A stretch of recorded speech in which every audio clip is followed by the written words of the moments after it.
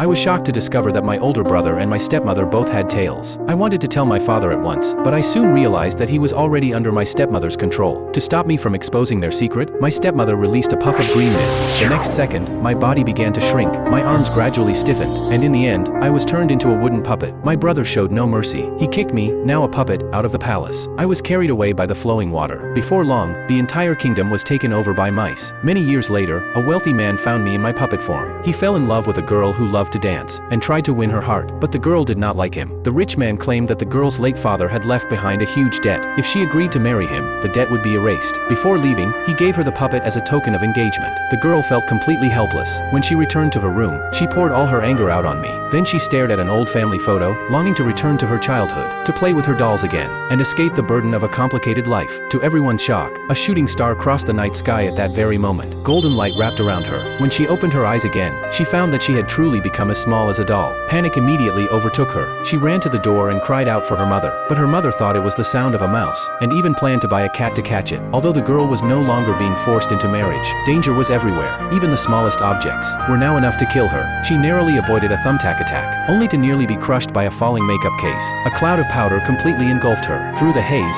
she saw a terrifying giant mouse. She collapsed in fear, and raised a thumbtack to fight back, but the mouse easily snatched it away. At that critical moment, I appeared before her. Without hesitation, I rushed forward to save her, but I was no match for the mouse. When the mouse seized another chance to attack the girl, I desperately grabbed its tail. The mouse flew into a rage, slamming me to the ground, and pinning me down with its sharp claws. Just as it was about to devour me, a sheep suddenly charged in and knocked the mouse away. The mouse struggled to get back up, only to be struck by a sudden fireball. An old man was casting spells at the mouse again and again. Terrified, the mouse immediately fled into a small hole. The girl stared in shock at everything she had witnessed. She realized that it was her deepest wish that had awakened all the toys from her childhood. Looking at those familiar old dolls, she smiled with happiness. At that moment, I was already crawling into the hole where the mouse had escaped. The old man rushed forward to stop me, because to break the spell on the girl, everyone had to be present. In order to find me, the girl followed me into the mouse hole, and so, a strange and incredible adventure officially began.